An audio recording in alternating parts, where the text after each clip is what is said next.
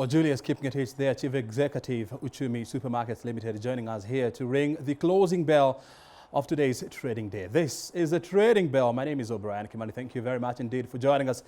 Later on, I'll be talking to Elizabeth Wangeshi, Head of Research at Kingetich Capital. And of course, we'll be looking at the figures, who moved it. Of course, we'll be helping you to understand those figures. But for now, we talk to Julius Kipngetich on the turnaround strategy of Uchumi Supermarket. Kip, it's nice to meet you. Thank you. And welcome to the Trading Bell. Welcome. Please. Now, from being a teacher, conservationist, a banker, to a retailer, what has been the experience? There's one constant thing across all those institutions, which is good governance and good management. That's it. I come from a background of a business school, the University of Nairobi Business School, and we were taught well, and we were taught how to utilize our skills across many industries. Mm-hmm. And that is why, for me, moving from investment promotion to teaching at the university to conservation, the one constant thing is just how do you govern an institution well? Mm-hmm. Yes. And so you came from the banking industry, yes, and you are headhunted to lead Uchumi. What is so unique about the current challenges that you're going through? The challenges of Uchumi are revolving around governance issues. And the oversight institutions that were supposed to check it failed internally, and some of them failed externally. We have corrected that, and the only thing remaining for Uchumi now is just injection of capital into the business, and it flies. Mm-hmm. Yes. When you talk about oversight institutions that failed, Yes. number one, we know that the board of the former board of Uchumi, had there has been a lot of yes, accusing fingers. Externally, who do you have an accusing finger? The auditors did not do their job as expected, okay? The external auditors. And any audit is about verification. And in verification, you look for evidence. And the evidence was already there that something was wrong, but the auditors did not play their role correctly. And it is even more important for a listed company that the auditors play a more diligent role, because the investing public always rely on the word of the external auditor. Internally it's the directors, externally it's the auditors. The two of them must work together, mm-hmm, and so therefore give results that reflect a true and fair view of the operations of the company, and by extension then the investing public will have the correct information to make good judgment. Mm-hmm. Yes. Well, when you joined Uchumi, I mean the business was almost collapsing, yes, if not collapsed. Yes. What steps have you managed to recover in the process so far? We had a 3-point plan when we arrived, and the 3-point plan was, one, was stop the bleeding, so that then we can stabilize the company. And what we did is we closed some operations which were not profitable, and there was no evidence that they were profitable either before, mm-hmm, or in the near future. And that is why we closed Uganda and Tanzania operations. We said, let's temporarily close it until we re-examine what was the approach, because none of them had made any profits. Mm-hmm. And then some stores in Kenya, we also closed them. We'll close 7 of them. And now we have 20 stores. We believe that the 20 stores which are remaining, with the injection of capital, mm-hmm, they fly. So we had to stop the bleeding very quickly. Mm-hmm. Okay. The second point was to rationalize its operations. There were many things which were horribly wrong, and we had to rationalize. One was excess staff. Uchumi, in all its operations, had 4,000 members of staff. It was not sustainable. We have now reduced that to 1,500. So there are only 1,500 members of staff remaining. And so we rationalized its processes. Many things were not documented, even as basic as an HR manual. So all that are in place. So we have a procurement manual, we have an operations manual, we have a finance manual. Everything is now documented, and every member of staff knows what is expected of them at any one time. So we have rationalized all its functions, and it's a continuous process. And Well, that's where we are now. The next step, in the 3-point plan, is to look at growth. That's where now capital is required. So we have reorganized its balance sheet. We are selling non-core assets. One has already gone. A second one is due for sale anytime now. And then we are also raising money from the shareholders. From the shareholders? Yes. So we are looking at we have already asked for a shareholder loan from one of the shareholders, which is Kenya government. The first tranche of 500 million will come through. The first Yes, the first tranche. Of 500? Yes. Okay. We are asking for a shareholder loan of 1.8 billion. 1.8 billion? Yes. And then this is from the government? From the government as a shareholder. And we are also shortly, we'll be discussing with the investing public and the shareholders possibility of a strategic investor coming on board. A strategic investor. Yes. We know for sure Jamii Bora Bank is your second biggest shareholder. Have you approached them for any funding? Yes, we have held discussions with the Jamii Bora Bank. They say they don't have money for now, but they are willing to accommodate other investors to come on board. How much were you looking from Jamii Bora? I'm not free to tell them now. Please, you are free. But that's a confidential information between me and one of the shareholders as management. But they said they don't have that kind of capital at that particular moment. I want you to be candid enough and tell me, how much money do you think you need to turn around the fortunes of Uchumi as we stand now? Now, we require roughly around $50 million. $50 million. That's yes, about that's 5 billion shillings. Okay. So with the loan from government of 1.5, 1.8 billion. 1.8 billion. Okay. Shillings. That will substantially fill. We are also asking some of the suppliers to convert some of the debt into equity. Okay. We have asked them to convert 1.8. So in total, we'll have 3.6. 3.6. So we now have just a financing gap of around 1.4. Yes, they have agreed in principle. It's just a question of we are looking at now the deed of conversion. How much, at what price do we convert at? Okay, and it will be voluntary. Okay, so either convert or you wait a little longer for the debt to be paid. So we already have a restructured plan, and we are following it so that then we arrive at a solution that is fair to all parties, fair to the existing shareholders. There will be some level of dilution, and then also fair to the suppliers, because it's a balancing act. Yes. The same thing happened back in the year 2006, whereby, some suppliers, turned their debt into equity. Yes. But there were some complaints that the suppliers never got value for their money. What is this that you are going to tell them, or that you are telling them? It's not true that some suppliers never got value for their money. The conversion price was around 10 shillings. There are some who waited for Uchumi to peak, and it peaked at 22. So you convert into shares your debt at 10 shillings, and then you sell it at 22. So there are those who benefited. Those who were patient benefited handsomely. So we are telling them we are in the same process, but I want to assure the country that this will be the last time Uchumi will be in trouble. The systems we have put in place will make sure that it doesn't get into trouble again. How much do you owe as debt?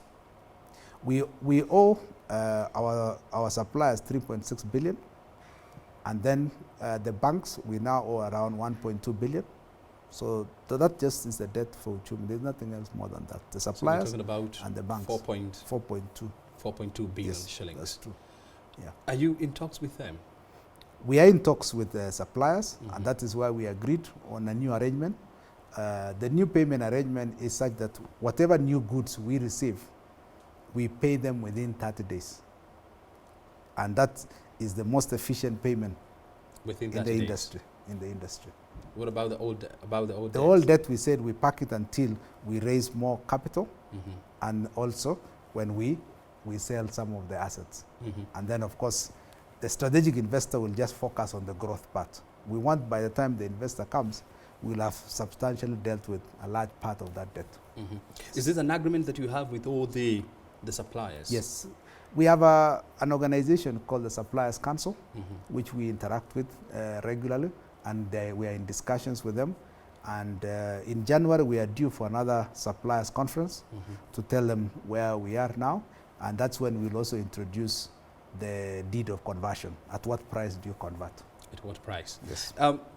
Tell me this. I mean, when you look at Uchumi, the future of Uchumi, you know, at a time when e-commerce is picking up pretty fast, you know, growing at a rate of 45% annually. When you have new players coming into the market, we're talking about Carrefour France and Massmart of South Africa. Do you see the future of Uchumi actually, or should we close shop and forget about it? No, we understand Kenya's market very well, and you will see when we roll out the strategy for Uchumi that we understand the market very well. One of the things I pride in is I understand my country much better than anybody else. Other players coming in the market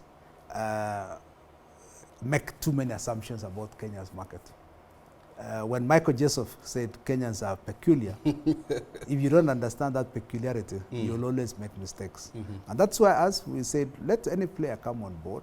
I mean, how many players have come to the telecom market and couldn't crack it? It's just because Safaricom understood the market very well. Similarly, in the banking industry, if you look at Equity Bank, where it was, why has it risen? And the other players who have been in the market for 100 years, there's something they never understood. I want to tell the investing public that we understand the retail market very well, and once we start rolling out our strategy, they will understand that actually there's incredible potential for growth in the retail market. In 15 seconds, I want you to face this camera and tell the people watching this program, when can they expect Uchumi to rise on her feet? Rising is a process. It's not an event. And we are already on that rise. We probably are still at the foundation, and the building is not yet clear what it will be like, but it is clear in our mind. And I want to tell all Kenyans that Uchumi will rise again, and watch this space. In the next 1 year, Uchumi will be very different from what it is today. Kipngetich, thank you very much indeed for joining us on the Trading Bell. Thank you very much. Julius Kipngetich, Managing Chief Executive Officer, Uchumi Supermarkets, joining us here on the Trading Bell to help us understand the process of getting Uchumi back on her feet. This is the Trading Bell. Coming up next is our market analysis with Elizabeth Wangeshi, Head of Research at Kingetich Capital. Thank you.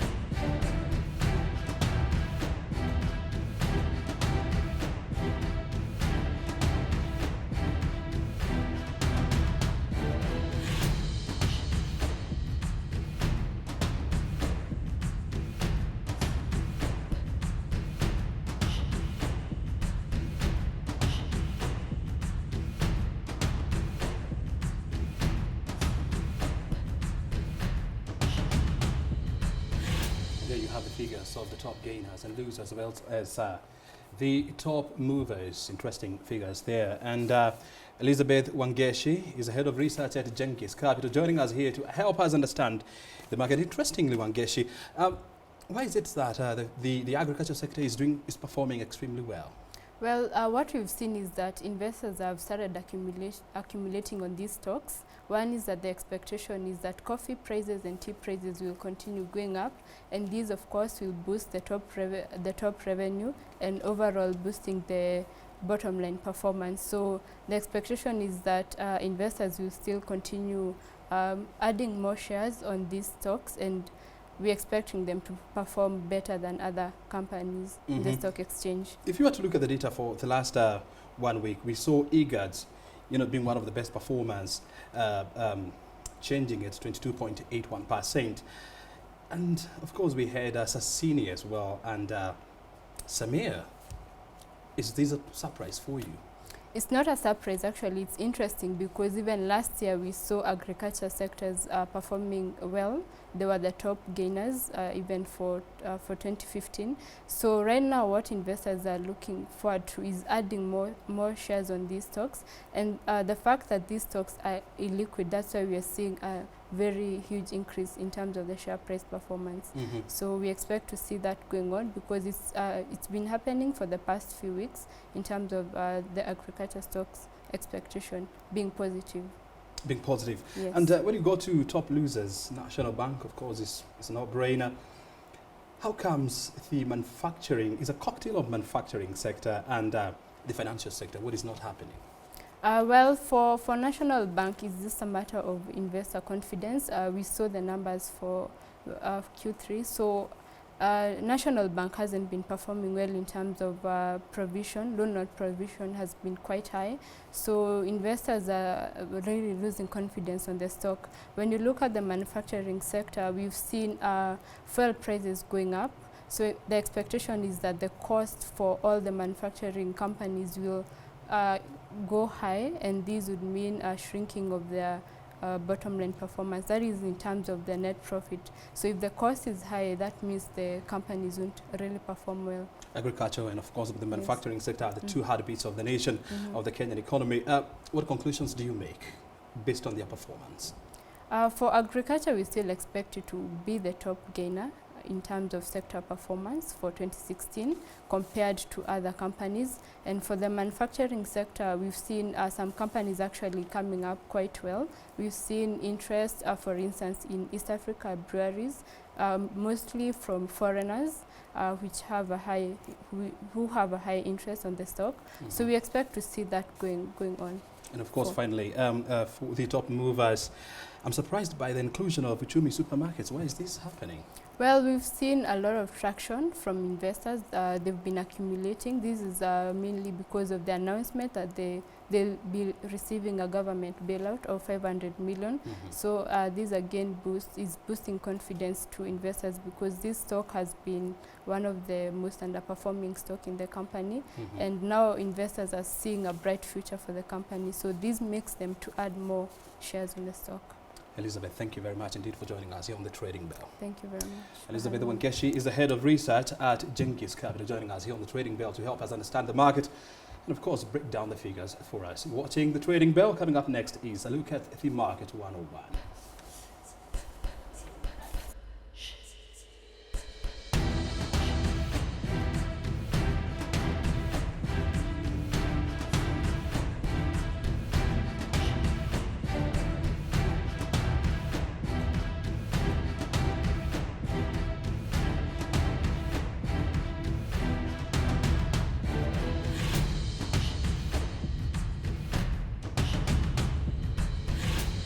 I would like to know what online trading is and what it means for the common man, like the retail investor.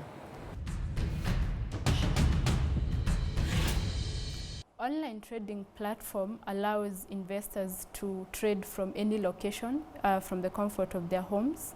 It allows investors to trade at any point, buying and selling shares.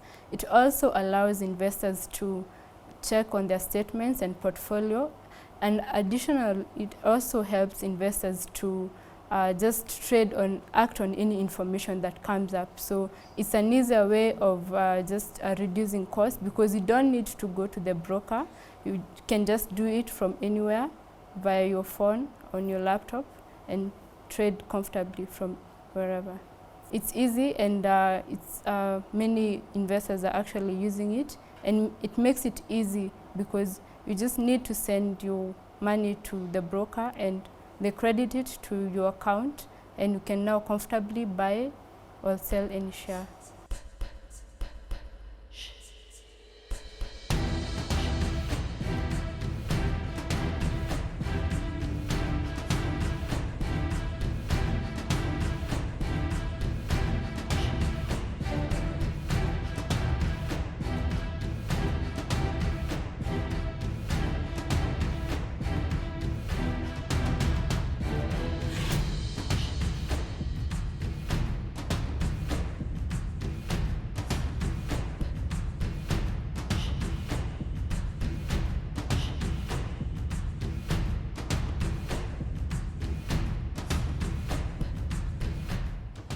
a historical perspective of the Nairobi Securities Exchange and, of course, the milestone it has covered. And at that point, we come to the end of Trading Bell today. Thank you very, very much indeed. And we highly appreciate your feedback. You can always get in touch with us through our Twitter page, which is at The Trading Bell. Our Facebook page is The Trading Bell TV Show.